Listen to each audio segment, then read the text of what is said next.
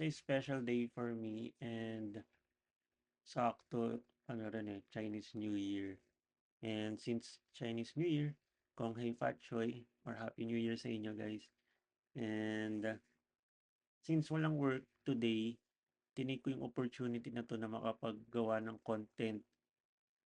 Bihira lang to kasi I don't know, even though I know busy, sobrang busy sa trabaho, may work. Pero alam ko naman na may natitirang time pero di ko alam kung saan napupunta yung time na yun. Walang pasok ng buong araw so tinake ko tong chance na to na makapag-travel and kahit papaano makapag-shoot pero hindi totally committed sa shoot kasi meron akong agenda and meron akong importanteng pinuntahan but I was able to try yung camera ng phone, yung capabilities niya.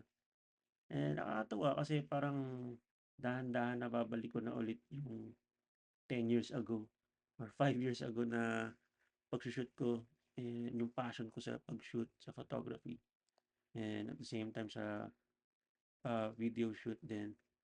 So ayun lang and hopefully magtuloy-tuloy. So ngayon, tinest ko lang naman walang structure or anything sa video.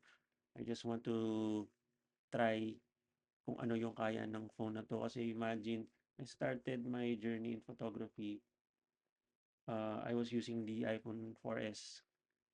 Pero at that time maganda pa siya and then ayun nga, hindi pa uso yung mobile photography at that time pero since wala tayong budget for photography gears at that time, parang yun yung isang way para makapasok sa field ng photography.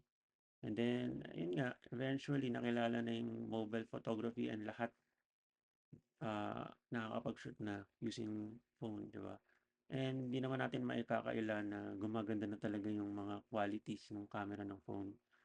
Although hindi pa rin talaga siya mako-compare sa mga SLR or professional cameras kasi iba pa rin talaga yung quality.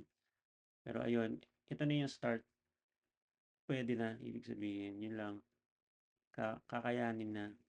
So, ayun, sana ma-practice ko to and ma-maximize ko pa yung capabilities ng camera. So, for now, panoorin muna natin yung mga videos and mga photos na nakuha ko sa phone na to. Yun lang.